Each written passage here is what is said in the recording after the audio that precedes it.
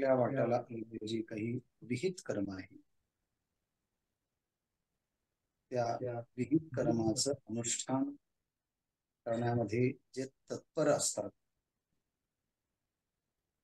त्यांना मोक्ष सिद्धी कशा पद्धतीने प्राप्त होते, वैराग्य सिद्धी कशा पद्धतीने प्राप्त होते, भगवंताने हा सगळा विचार माझ्याकडून अर्जुना तू श्रवण कर अशा प्रकारची भूमिका मांडली. यथा विंदती तत्शृणु. आणि मग काल परवा ह्या विषयाचा सगळा विचार आपण पाहत आलो.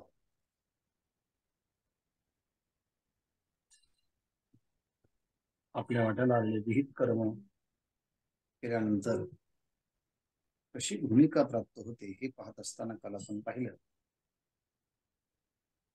की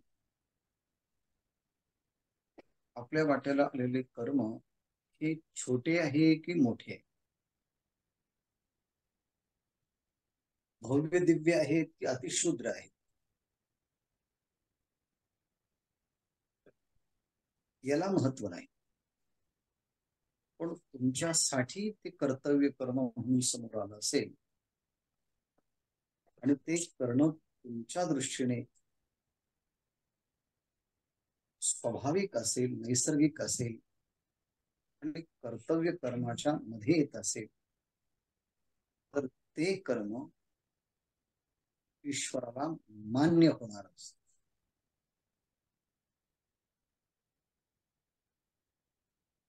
आणि भगवंतांनी सांगितलं की ते कर्म करणं ही माझी सर्वोत्तम सेवा आहे. ही विहित कर्म पांडावा, आपुला अनन्य ओलावा, आणि हेची परमसेवा मज सर्वात. भगवंतानेच स्वतःची ओळख सांगावी आणि स्वतःला काय प्रिय आहे याचीही भूमिका यातून निष्पन्न होते. विहित कर्म पण, विहित म्हणजे वर्णाश्रम धर्माला अनुकूल असणारं कर्म, त्यामध्ये काम्य कर्म नाही, निषिद्ध कर्म नाही. 2 मिनिटं बंद करा. आपले विहित कर्म जे आहेत, विहित कर्म जे आहेत जणू काही आपला अनन्य ओलावा आहे, आपलं त्या कर्माच्या विषयी असणारा जीवन आहे. आणि असं कर्तव्य कर्म हेच आपलं जर जीवन ठरलं, भगवान त्याला प्रतिसाद देतात. मज सर्वात्मकाची हीची परमसेवा, माझ्या सर्वात्मक असणाऱ्या परमेश्वराची त्याने चांगल्या पद्धतीने सेवा केली. आणि मग काल उदाहरण दिले आहे गृहस्थ आश्रमात, त्याचा मी पुन्हा आता विस्तार करणार नाही, त्याची गरजही नाही. फक्त अघवाची भोगेशी पतिव्रताकडे प्रियेशी तयाची नामे जैसी तपे तिया केली. गृहस्थ आश्रमामध्ये राहत असताना पती अनुकूल क्रिया त्या साध्वी पतिव्रतेच्या कडनं झाल्या तर त्या सामान्य क्रिया, त्या शरीर स्तरावरच्या असतील, मानसिक स्तरावरच्या असतील, बौद्धिक स्तरावरच्या असतील, त्याला काही किंमत नाही. असं जरी असलं पण तिच्या दृष्टीने ते कर्तव्य कर्म आहे, स्वाभाविक कर्म आहे. तर ज्ञानेश्वर महाराजांनी सांगतात ती या तपे केली, जणू काही तिने कर्तव्य करण्याच्या भूमिकेतून तिने तप केले. तयाचे नामे जैसी तपे तिया केली. तिने शारीरिक क्रिया केली असेल तर शारीरिक तप, मानसिक क्रिया केली असेल तर मानसिक तप, बौद्धिक क्रिया केली असेल तर बौद्धिक तप, कायिक वाचिक मानसिक तप. हीच भूमिका आता मुलाच्या भूमिकेतून तोही विचार आपण पाहिला होता का, बाळका एकी माई वाचोनी जिणे काय आहे, म्हणून सेविजे की तो होय पाटाचा धर्म.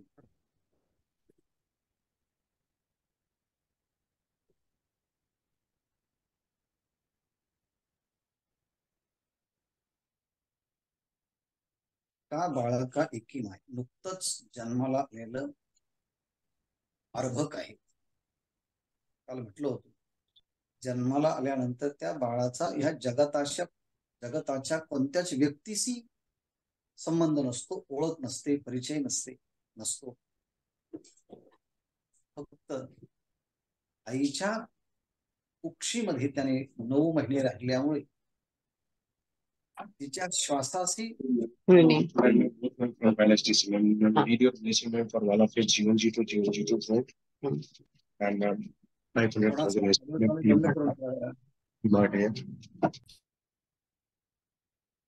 ऑडिओ बंद करा प्लीज.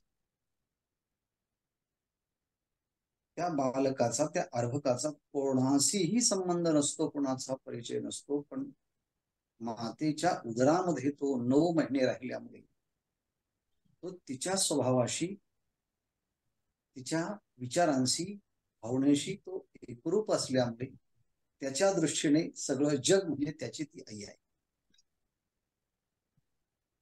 बाळाका एकी माये. ज्ञानेश्वर महाराजांनी जो शब्द प्रयोग केलाय, एकी माय, म्हणजे केवळ एक आणि एकच त्याच्या दृष्टीने ती आई आहे. म्हणजे जगातले सगळे संबंध त्या बालकाच्या दृष्टीने एकाच ठिकाणी आहे, ते म्हणजे आईशी. बाळका एकी माय हा शब्द प्रयोग अतिशय सार्थक प्रयोग आहे. म्हणून त्याचं रडणं, त्याचं हसणं, त्याचं बोलणं, त्याचं सुख, त्याचं दुःख सांगण्याचं एकमेव माध्यम म्हणजे आई आहे. त्याला बोलता येत नाही तरी तिला कळतं, सांगता येत नाही तरी समजतं. सुखदुःखाची जाणीव याला होण्याच्या अगोदरच तिला होते, कारण त्याच्याशी ती आनंदी. मग माऊली पुढे लिहितात, माये वाचून जिणे काय आहे. तर सांगा बरं, त्याला आई वाचून दुसरं जगणं आहे का? नाही. जगणं म्हणजे आई हेच त्याच्यासाठी जगणं आहे. बोलणं तर नाही, हसणं, पाहणं, सुख दुःख सगळ्या भावना व्यक्त करण्याचं माध्यम ती आई आहे.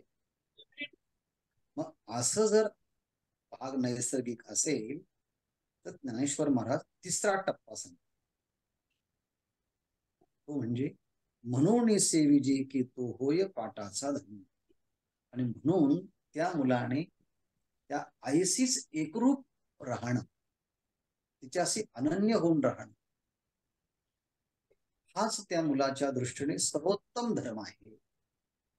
पाठाचा धर्म म्हणजे अग्रक्रम ज्या धर्माला आहे त्याचा सर्वश्रेष्ठ धर्म, त्या आईशी एकरूप होऊन, तन्मय होऊन, त्याशीच एकरूपता साधणं, हा मुलाच्या दृष्टीने तो धर्म आहे. आणि मग हा धर्माचं पालन केलं असताना सर्वश्रेष्ठ स्थिती कशी प्राप्त होते. नाना पाणी म्हणून नसा, गंगा न सांडिता जैसा, सर्व तीर्थ सहवसा वरपडा झाला. ह्याही ओळीचं आपण काल चिंतन केलं. पाणी म्हणून मासा, एखादा मासा नदीमध्ये आहे आणि त्याला ही नदी आहे हे माहिती नाही, फक्त पाणी आहेत. पाणी म्हणून मासा, पाणी म्हणूनच त्या गंगेकडे तो पाहतो, त्याला गंगा हे माहिती नाही. आणि म्हणून पाणी म्हणून जरी राहिलं तरी गंगा न सांडिता जैसा, जैसा गंगा न सांडिता, त्या गंगेला सोडून तो आता मासा राहत नाही. त्याने फक्त पाणीच समजलं आहे, कारण त्याचं जीवन पाणी आहे. जसं मुलाचा दृष्टांत दिला, त्याच दृष्टांताला अनुलोक्षून हा पुढचा दृष्टांत, पण त्यापेक्षा थोडा पुढचा दृष्टांत. की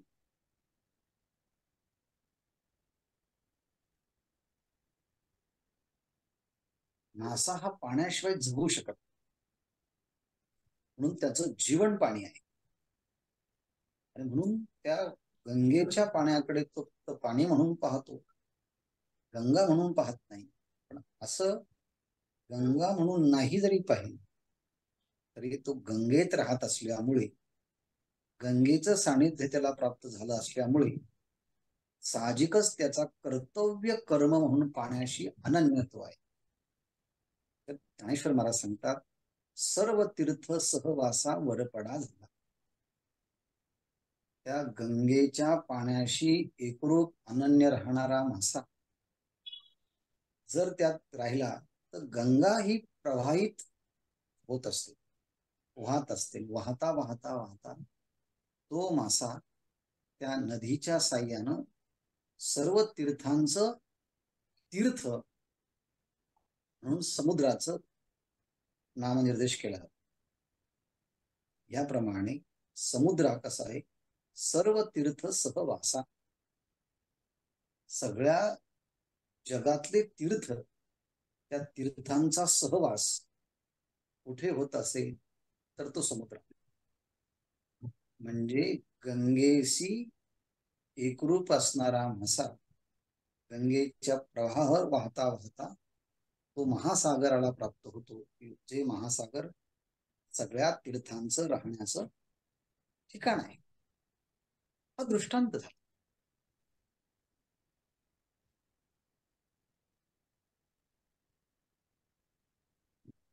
आवाज येतोय सगळ्यांना? दृष्टांत झाला. सिद्धांत काय आहे? आपण आपल्या वाट्याला आलेलं कर्म प्रामाणिकपणाने करत गेलो तर ते कर्म मासा पाण्याशी संपर्क राहून नदीच्या माध्यमातून जसा तो महासागराला प्राप्त होतो, तसा जीव कर्तव्य कर्माचं अनुष्ठान करत परमेश्वर रूपी ईश्वरास, परमेश्वर रूपी सागरात हा जीव प्राप्त होतो.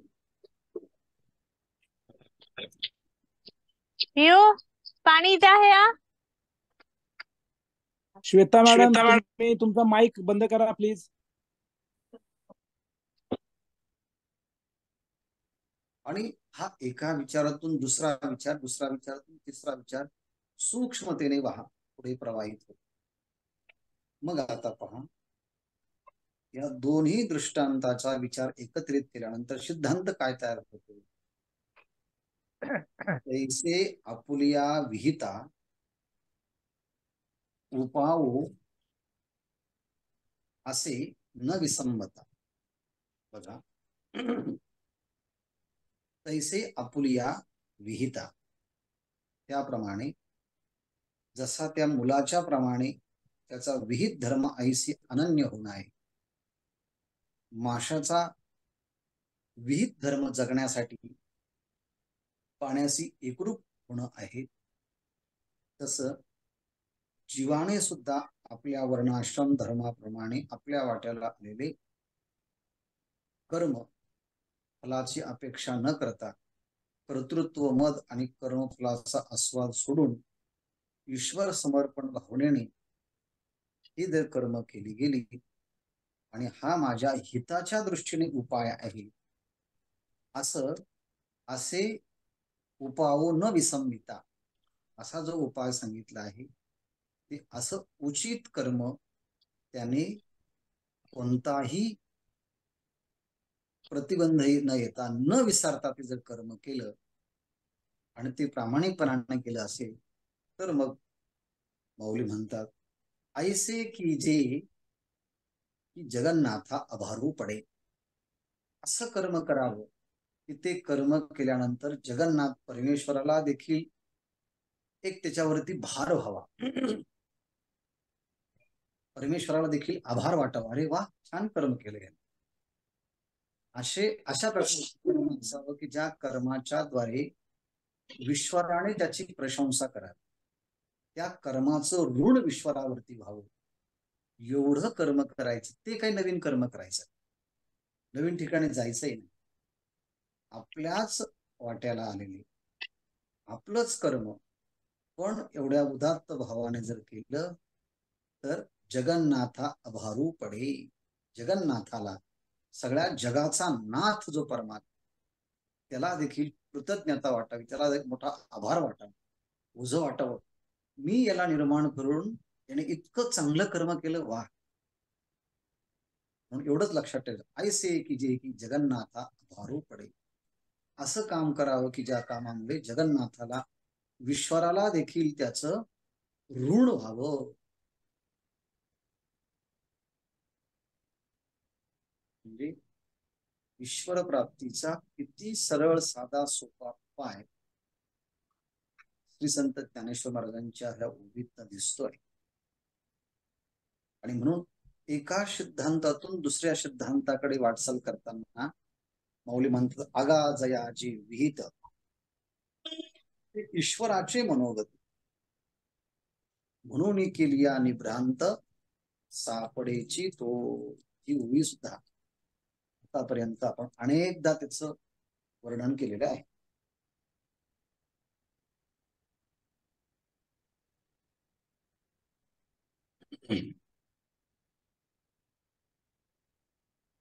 बघा त्या ओवीच्याकडे, आगा जया जे विहित,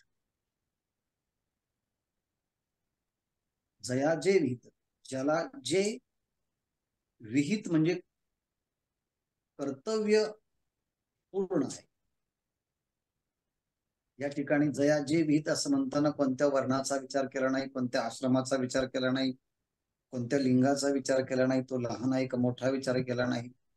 परंतु असा जो कोणी असेल आणि त्याच्या दृष्टीने ते कर्तव्य कर्म असेल, म्हणजे लहान मुलाने 10वी-12वीची परीक्षा चालू आहे किंवा काहींची झाली, काहींची होणार आहे, त्यांच्या दृष्टीने चांगला अभ्यास करणं हे जयाजे विहित.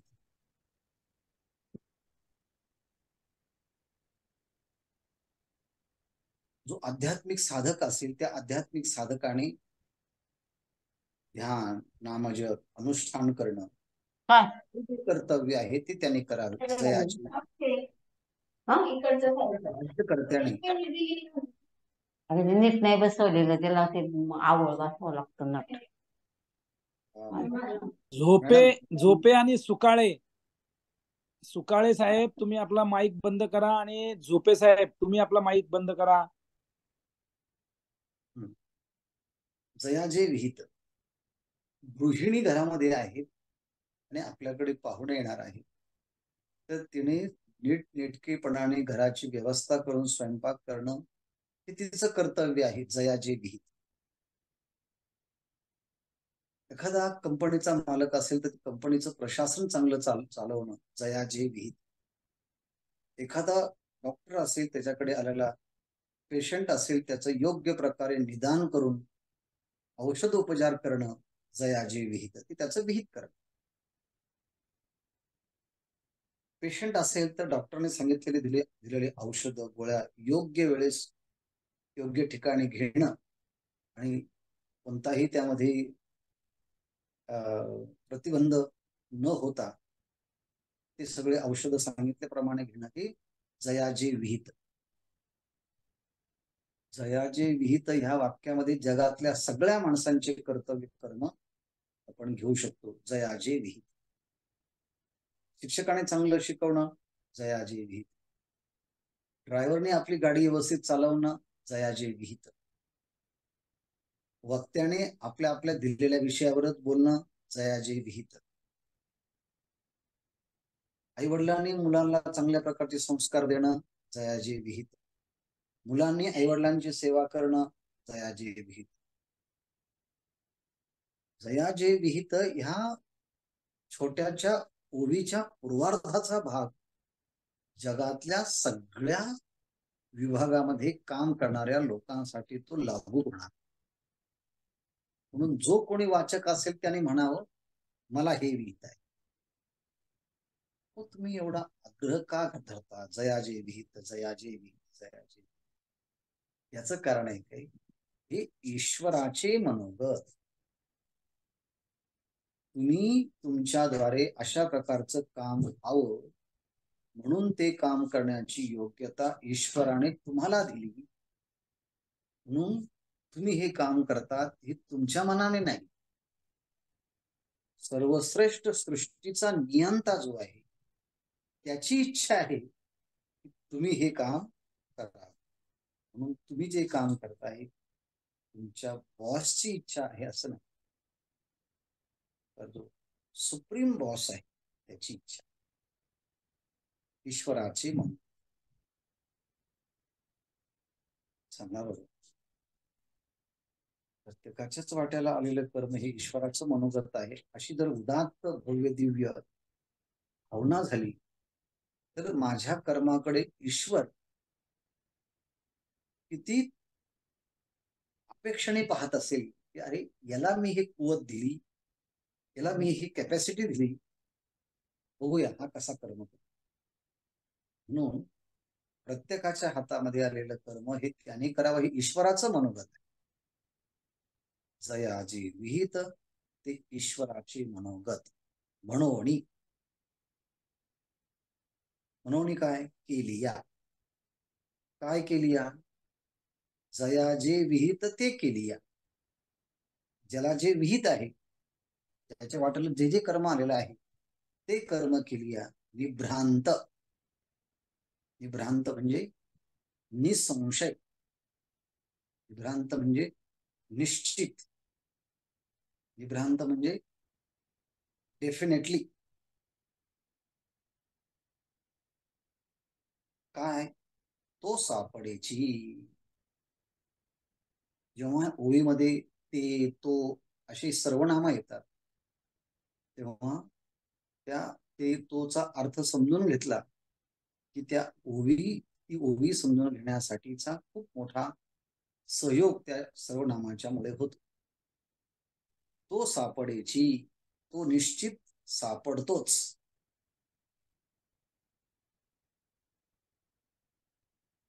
डॉक्टर साहेब सांगा बरं, तो शब्द, तो निभ्रांत सापडेची, तो असं कोणासाठी लावायचा तो शब्द? तो सापडतोच.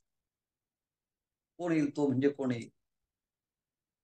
तर तो म्हणजे ईश्वर येईल. कारण काय आहे, जया जे विहित, ज्याचं जे विहित कर्म आहे ते कर्म करणं हे ईश्वराचं जर मनोगत असेल आणि त्या विहित आपल्या वाट्याला आलेलं कर्म जर केलं तर निभ्रांत, निश्चित, निसंशय तो सापडेची, तो सापडतो म्हणजे तो ईश्वर प्राप्त होतोच. तो सापडेची, तो गवसतो, तो सापडतो, तो स्वाधीन होतो, त्याचा साक्षात्कार होतो, तो आपल्या अधीन होतो. आणि तो आपल्या स्वाधीन होतो, तो आपल्या अधीन होतो, तो सापडतो, त्याची प्राप्ती होती, त्याचा बोध होतो, त्याचा साक्षात्कार होतो. त्याच्याबद्दल काही संशय? माऊली सांगतात नाही. निभ्रांत तो सापडेची, निश्चित, निसंशय तो परमात्मा त्याला प्राप्त होतोच. तो परमात्मा का प्राप्त होतो त्याला? अहो म्हटले, परमात्म्याचीच इच्छा होती की त्या व्यक्तीला त्या परमात्म्याने ते काम दिलं आणि ते काम त्याने ते केलं, म्हणून ईश्वराला असं वाटतं की माझं मनोगत त्याने पूर्ण केलं. जया जे विहित ते ईश्वराचे मनोगत. म्हणून केलिया निभ्रांत सापडेची तो. म्हणून त्याने ते विहित कर्म केलं असताना तो परमात्मा त्याला निश्चित सापडतो, मिळतो, प्राप्त होतो, त्याच्या स्वाधीन होतो, त्याला त्याचा बोध होतो, साक्षात्कार होतो. म्हणजेच साधक केलेलं कर्म ईश्वराच्या साक्षात्कारापर्यंत घेऊन जातं. ही साधी भूमिका जर आपण जगातल्या प्रत्येक कर्मकर्त्याच्या अंतःकरणात जर रुजवली तर जगातल्या खूप मोठमोठ्या समस्या नाहीशा होतील, दूर होतील. म्हणून ह्या एका ओळीचं खूप वेगवेगळ्या अंगाने चिंतन. अगा जया जे विहित ते ईश्वराचे मनोगत, म्हणून या केलिया निभ्रांत सापडेची हो. या ओळीचं आपण अनेकदा अनेक पद्धतीने चिंतन केलं. आता ज्ञानेश्वर महाराज हे आईच्या अंतःकरणाचे असल्यामुळे एखादी गोष्ट त्याने सिद्धांताने सांगितली त्याकरता त्याला साजेसा आणि कळणाऱ्याला कळेल असा दृष्टांत देणं हे माऊलीच्या सांगण्याचं एक कौशल्य आहे. म्हणून त्यांनी तशाच अंगाचा पुढचा दृष्टांत दिला.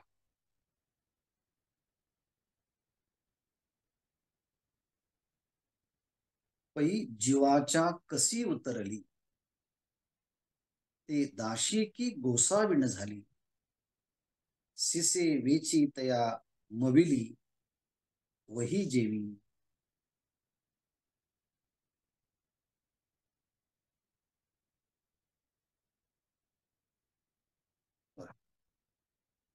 जीवाच्या कसी उतरली, कोण? दासी. रस्त्यावर भीक मागणारी एखादी दासी आहे, सामान्य स्त्री, जिला फार ऐश्वर्य नाही, काही नाही. आपलं कर्तव्य कर्म एखाद्या रस्त्यावर जाऊन रस्त्याच्या बाजूला राहून काहीतरी उद्योगधंदा करणारी, फळं विकणारी एखादी स्त्री आहे, सामान्य स्त्री. पण ज्या रस्त्यावरती ती आपल्या उपजीविकेचं साधन म्हणून छोटासा व्यवसाय करणारी ती स्त्री ज्या रस्त्यावरती काम करत होती, त्या रस्त्याने त्या राज्यातला राजा तो चाललेला होता. आणि फळ विक्रेती ती असल्यामुळे राजाचं सहज लक्ष गेलं आणि म्हटलं हिच्याकडनं आपण फळं घेऊया. फळं घेण्याची अपेक्षा केली आणि तिने अतिशय चांगल्या पद्धतीने त्यांनी तिचं कर्तव्य कर्म केलं आणि सुंदर प्रकारचे फळं त्या राजाला दिली. राजाने ती फळं घेतली आणि तिच्याकडे पाहिलं, अरे दिसायला तर ही दाशी आहे, पण हिचे लक्षण मात्र वैभवशाली एका राजघराण्यातल्या स्त्रीचे सगळे लक्षण आहे, लक्ष्मी सारखे लक्षण आहे. आणि मग त्या राजानेच तिला आपल्या साम्राज्याची मालकीन बनवलं, राणी बनवलं. आतापर्यंत काय खावं आणि कसं खावं हे माहिती नाही, पण राजाच्या कसाला, राजाच्या मर्जीला ती उतरली मुळे जीवाच्या कशी उतरली. इथं जीवाच्या शब्दाचा अर्थ आहे राजाच्या. त्या राजाच्या त्या परीक्षेमध्ये ती उतरली आणि सगळ्या गुण वैशिष्ट्यांचं हे सगळं चिन्ह पाहिल्यानंतर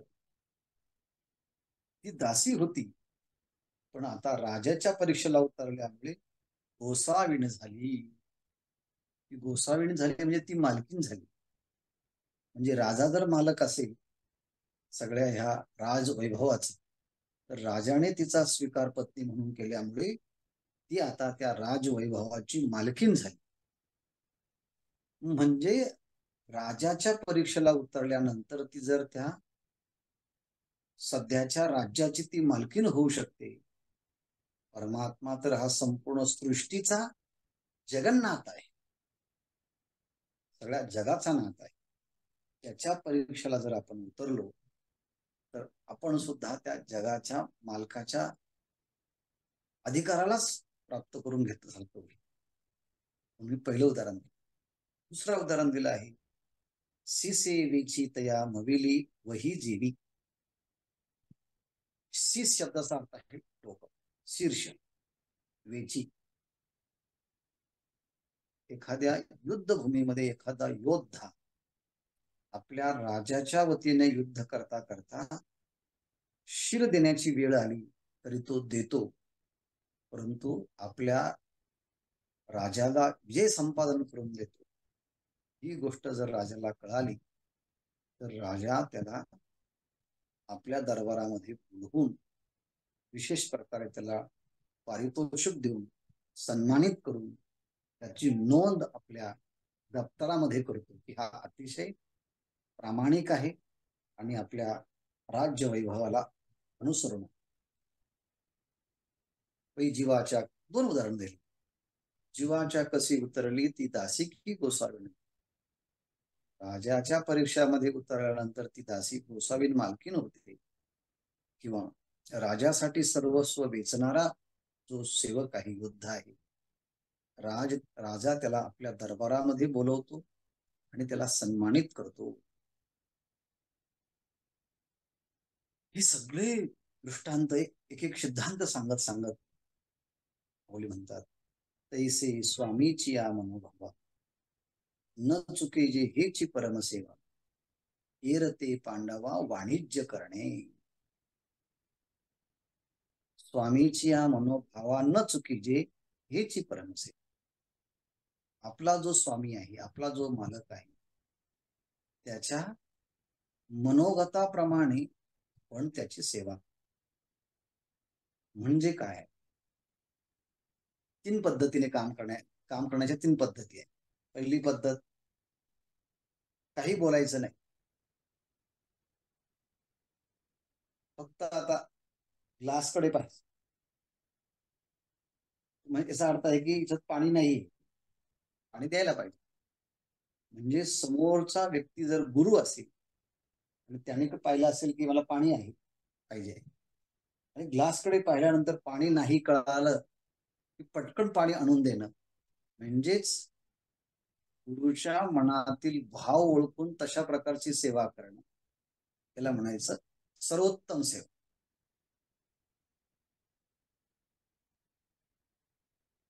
त्याला म्हणतात मनोगत ओळख. दुसरा आहे, अहो पाणी भेटेल का, मला पाणी पाहिजे. म्हणजेच तुम्हाला एखादी गोष्ट सांगावा लागणं आणि सांगितल्यानंतर ती गोष्ट मिळणं, ही मध्यम सेवा. आणि तिसरी गोष्ट आहे, पाहिलं पण सांगितलं पण तरी सुद्धा जेव्हा पाणी द्यायचं तेव्हा पाणी दिलंच नाही, उलट तुम्हाला घेता येत नाही का, असं म्हणून जर केलं असेल तर ती तिसऱ्या प्रकारची सेवा. म्हणून शिष्याने गुरुची, पत्नीने पत्नीची, सेवकाने स्वामीची, नोकराने आपल्या बॉसची कशी सेवा करावी, तर मनोभावे. मनोभावे म्हणजे मनातला भाव ओळखून तशा प्रकारची कृती अगोदरच कर, त्याला म्हणायचं मनोभाव. त्याच्या समोरच्या व्यक्तीचे फिलिंग्स, इमोशन्स ओळखून तशा प्रकारची कृती करण्याकरता धजणं, अशा प्रकारचा शिष्य भेटणं, अशा प्रकारचा मित्र भेटणं, अशा प्रकारची पत्नी भेटणं, हे भाग्याचं लक्षण असतं. नाहीतर हा ओरडून ओरडून सांगतो, अरे द्या रे पाणी, संपलं का लगेच, केव्हा दिलं होतं, असं म्हणत असेल तर ते दुर्दैव. पण माऊली असं म्हणतात, स्वामीच्या मनोभावा तैसे स्वामीच्या, आपला जो स्वामी असेल, मालक असेल, त्याच्या मनातला भाव ओळखून तशा प्रकारची सेवा करणं. स्वामीच्या मनोभावा न चुकीले, त्या स्वामीच्या मनोभाव चुकता का म्हणून त्यांना काय पाहिजे त्यानुसार पटकन कर. म्हणजे मनातला भाव ओळखण्यासाठी सुद्धा चूक होता का म्हणजे हे काम करताना किती दक्षता लागली, किती काळजीपूर्वक ते काम करावं लागेल. स्वामीची या मनोभावा न चुकीजे. ते आमच्या हल्लीमध्ये शांती ब्रह्म पुरेकर बाबा आहे, त्यांच्या सेवेला एक म्हणजे सीताराम महाराज, बाबांना कुठे जायचं आणि काय खायचं, काय लागतं हे सांगण्याच्या अगोदर त्यांना समजतं. स्वामीच्या मनोभावा न चुकीजे, स्वामींच्या मनातला भाव ओळखण्याकरता जो कधी चूक करत नाही आणि तो भाव ओळखून लगेच तत्परतेने काम करत असेल तर त्या कामाला किंवा त्या कृतीला काय म्हणावं?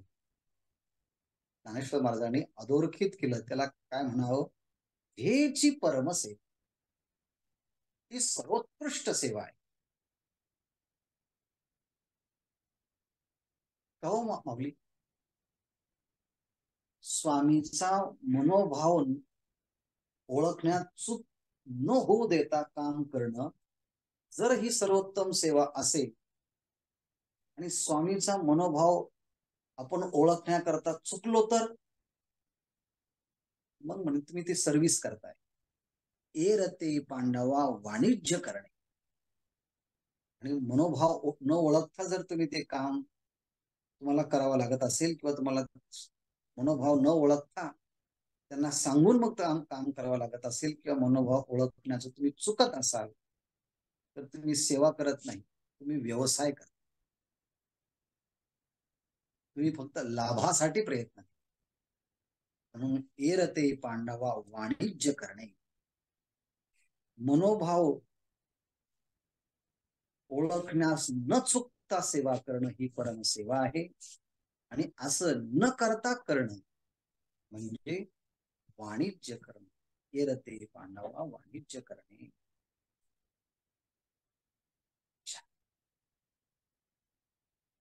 यत प्रवृत्तिर्भूतानां तेन सर्वमिदं ततं स्वकर्मणात्मभ्यर्च सिद्धिं विन्दति मानवः. मला माहिती आहे काल विचारलेला जो प्रश्न आहे त्या प्रश्नाचं उत्तर ह्या श्लोकाच्या खाली येणाऱ्या ओव्यांच्या मध्ये आले. म्हणून मी त्या प्रश्नाच्या उत्तराकडे न जाता प्रत्यक्ष त्या ओव्यांच्या पर्यंतच येऊन मला पोहोचायचं.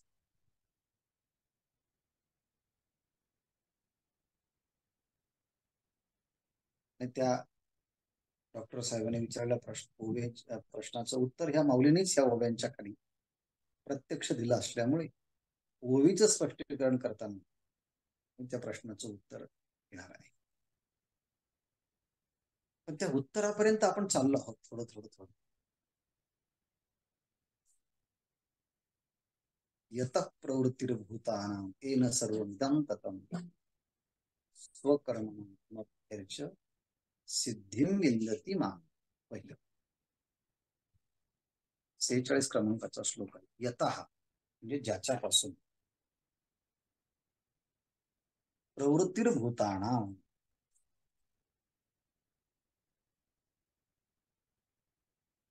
भूतानां म्हणजे पृथ्वी, आप, तेज, वायू आणि आकाश हे जे पंचमहाभूत आहे या पंचमहाभूताची निर्मिती ज्याच्यापासून होते. एक पहिलं विधान. दुसरं विधान येन सर्वमिदं ततं. आणि ज्याने हे ज्याच्यामुळे संपूर्ण विश्व व्यापलेलं आहे, ज्याच्यामुळे संपूर्ण विश्व व्यापलेले आहे आणि ज्याच्यापासून पंचमहाभूताची निर्मिती होते त्या परमेश्वराला स्वकर्मणा तम अभ्यर्च.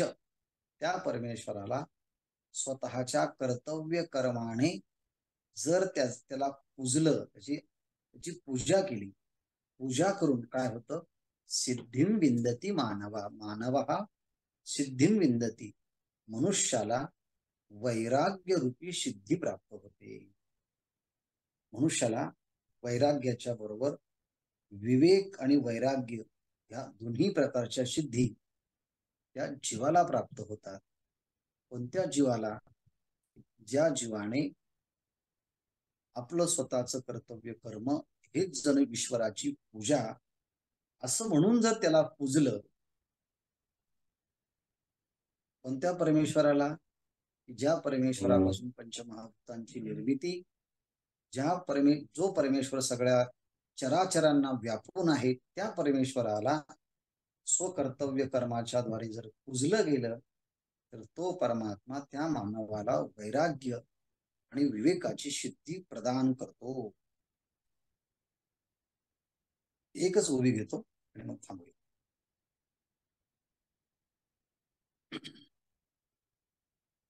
पण यावरती पुन्हा अनुवाद करायला वेळ भेटेल.